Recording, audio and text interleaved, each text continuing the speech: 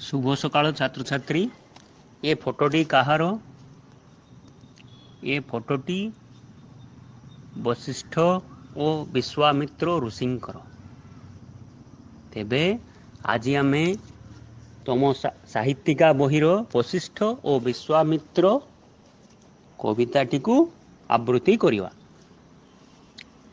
यार कवि होउछंती श्री अनंत पट्टनायक।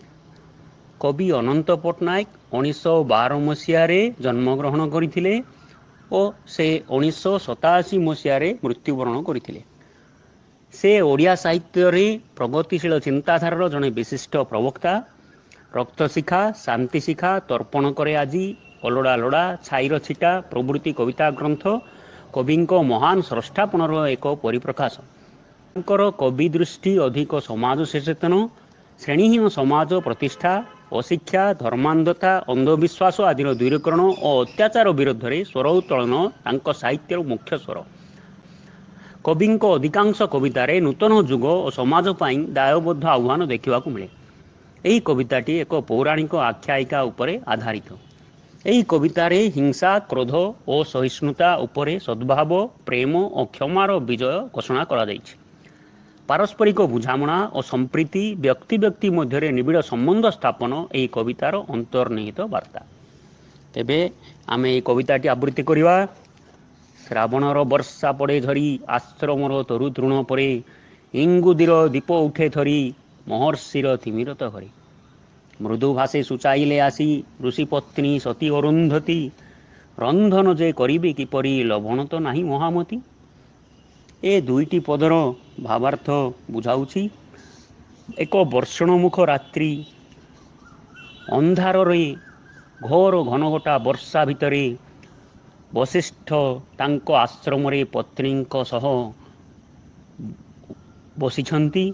एही समय रे घर भितरे इंगुदीर दीप पवन जोगु थरी उठुची एवं सेही अंधकार रात्रि रे श्रावणर वर्षा अंधार को अधिक घनघटा एवं भयंकर करुअछि। एही समय रे ऋषिपत्नी सती अरुंधती वशिष्ठंकु आसी पचारिले, किभଳି वर्तमान रंधन कार्य हबो, जेहेतु आम घरे लुण तो नाही। तेबे एहीपरि भावरे एही वर्षणमुखर परिवेश रे आश्रम रे अरुंधती व्यंजन प्रस्तुति करने सकाशे निजर अक्षमता प्रकाश कले। तेबे एही दुई पद गुड़िकर कठिन शब्दर अर्थ गुड़िक आमे जानिबा। वर्तमान तरु माने गछ, तृण घास, इंगुदी एक तापस तरु, यार तैल मुनि ऋषि मान निज जटारे लगाउथिले। तिमिरत माने अंधकार, मृदु धीर स्वर रे, लवण माने लुण। तेबे छात्र छात्री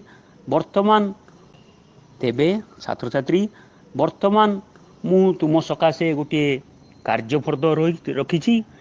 एई कार्यफर्द रे विभिन्न जगार शून्यस्थान अच्छी, से शून्यस्थान टी तुम्हें पूर्ण करियो।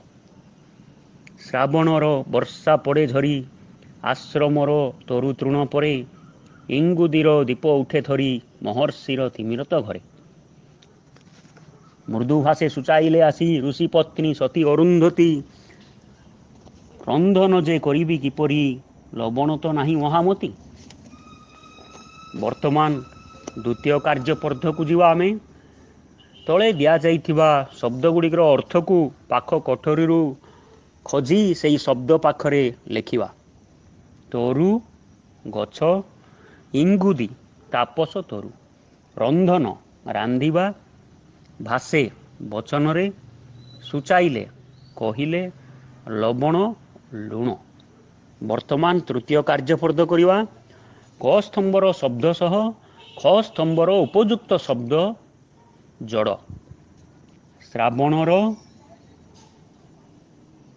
इंगुदीर, तिमिरत, सती, आश्रमर। ख ସ୍ତମ୍ଭ ଅରୁନ୍ଧତୀ, ଘରେ, ଦୀପ, ବର୍ଷା, ତରୁ ତୃଣ। ଶ୍ରାବଣର ବର୍ଷା, ଇଙ୍ଗୁଦିର ଦୀପ, ତିମିରତ ଘରେ, ସତୀ ଅରୁନ୍ଧତୀ, ଆଶ୍ରମର ତରୁ ତୋରଣ। ବର୍ତ୍ତମାନ ଆଉ କିଛି ପ୍ରଶ୍ନ ତୁମମାନଙ୍କ ସକାଶେ ମୁଁ ପଚାରିବି। ବର୍ତ୍ତମାନ ଏହି ପ୍ରଶ୍ନ ଗୁଡ଼ିକର ଉତ୍ତର ଦିଅ। ଏ କବିତାରେ ବର୍ଣ୍ଣିତ ଘଟଣାଟି କେଉଁଠାରେ ଘଟିଥିଲା? ଏ କବିତାର ବର୍ଣ୍ଣିତ ଘଟଣାଟି ବଶିଷ୍ଠଙ୍କ ଆଶ୍ରମରେ ଘଟିଥିଲା। ଦ୍ୱିତୀୟ, ବଶିଷ୍ଠଙ୍କ ଋଷିପତ୍ନୀଙ୍କ ନାମ କ'ଣ? ବଶିଷ୍ଠ ଋଷିଙ୍କ ପତ୍ନୀଙ୍କ ନାମ ସତୀ ଅରୁନ୍ଧତୀ। ଏଠାରେ କେଉଁ ଋତୁ ସମ୍ବନ୍ଧରେ କୁହାଯାଇଛି? ଏଠାରେ ବର୍ଷା ଋତୁ ସମ୍ବନ୍ଧରେ କୁହାଯାଇଛି। ଚତୁର୍ଥ, ଋଷିପତ୍ନୀ କିପରି ରନ୍ଧନ କରିବେ ବୋଲି କାହିଁକି କହିଲେ? ଋଷିପତ୍ନୀ ଲୁଣ ନଥିବା ଯୋଗୁଁ କିପରି ରନ୍ଧନ କରିବି ବୋଲି କହିଥିଲେ? ପଞ୍ଚମ, ବଶିଷ୍ଠ ଓ ବିଶ୍ୱାମିତ୍ର କବିତାର କବି କିଏ? ବଶିଷ୍ଠ ଓ ବିଶ୍ୱାମିତ୍ର କବିତାର କବି ହେଲେ ଶ୍ରୀ ଅନନ୍ତ ପଟ୍ଟନାୟକ। ବର୍ତ୍ତମାନ ସବୁ ବୁଝିଲ ପିଲାମାନେ। ଆସନ୍ତା ଥରକୁ ଆମେ ଆଉ 2ଟି କାବ୍ୟ ପଢ଼ିବା। ଧନ୍ୟବାଦ।